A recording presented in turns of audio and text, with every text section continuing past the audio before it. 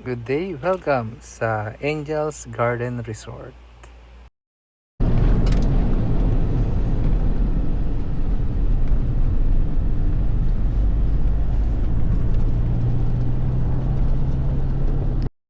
For today's video, papakita namin kung anong itsura ng pinuntahan naming hotel sa pre-accommodation ng Sunlight Air Philippines from Bushwanga. Testing lang. Tingnan ko ang angle mo, mami. Pangit. Video mo daw ako. Try mo lang. Ilang kita ka. Tingnan mo lang. Ito ang itsura. Tapos titignan ito. Okay na.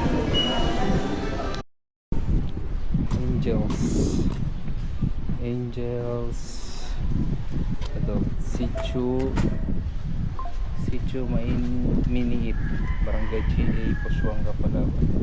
Day tour. So, pause mo na lang. Ganito yung itsura ng reception area. Sa reception area.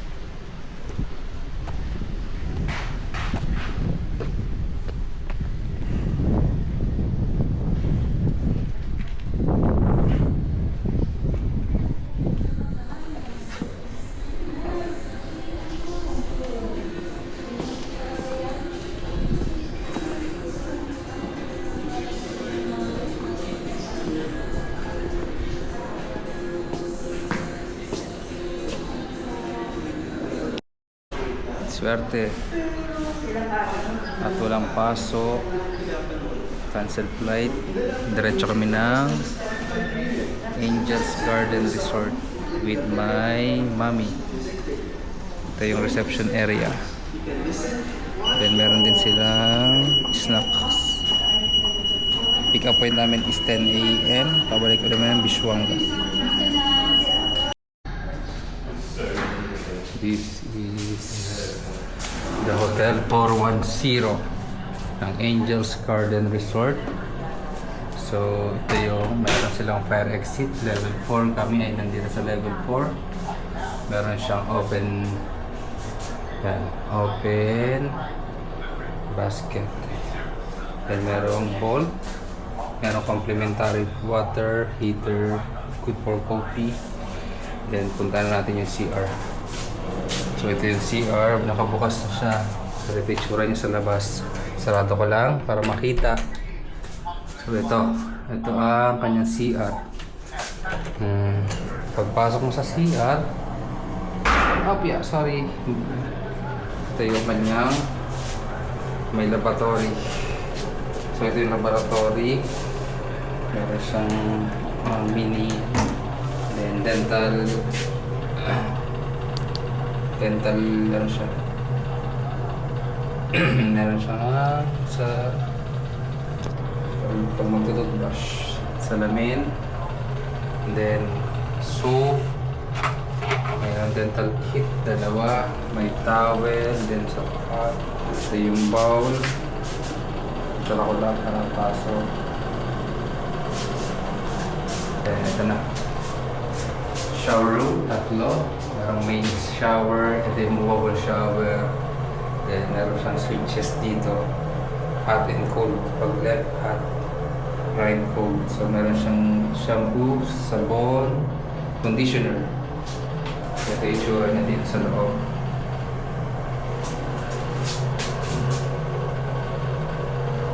Exhaust. So yun ang kanyang CR overall. Tapos ang maganda sa kanya, sliding ng left sa right, may slide na siya, parehas may slide. Yung mechanism niya, slide yung baba, may stopper na dalawang stopper, yung stopper. So ito yun, may stopper din dito sa kanan.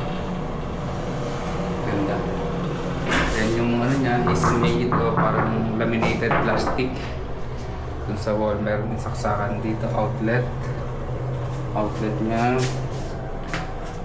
Then pasok tayo sa ito yung meron siyang TV isa, then meron siyang working table. May desk. Dalawa. Then, ito yung main room. So, ito yung asawa ko, nakahiga na. So, meron siya dito. So, ito, ganito siya kalaki.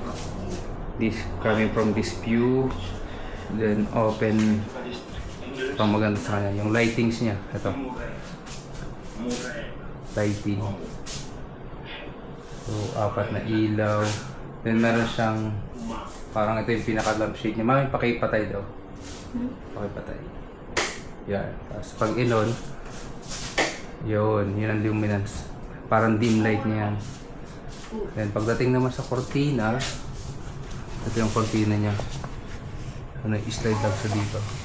So, meron pang another cortina para sa diffuser siguro yan. Diffuser, so dalawa. Tapos sliding siya. Sliding. Then, pagdating mayroon siyang balcony. So, sa balcony niya, ito. Ayan. Ito ang balcony niya. So, ito yung balcony. Beachfront sa dito. Ayan. Yan, ito yung beachfront. Ito, pwedeng umupo. Pwede siyang umupo. Ayan, ito ang view niya. So, ito ang Angels Resort. So, pasok na ulit tayo. Ayan. Ito yung balcony niya. Ayos din yung balcony, maganda. Tiles. Then tiles. Ito yung madulas na parang marble. Then meron siyang swimming pool. Beachfront. Ayan. Sa baba, bar. May bar sila sa baba. So, ito yung hotel. Ito ang view sa loob. Coming from this side, ito ang angle na to. So, ganito siya kalaki. Standard hotel with aircon. So, yun lang. See you guys sa next hotel natin. Thank you.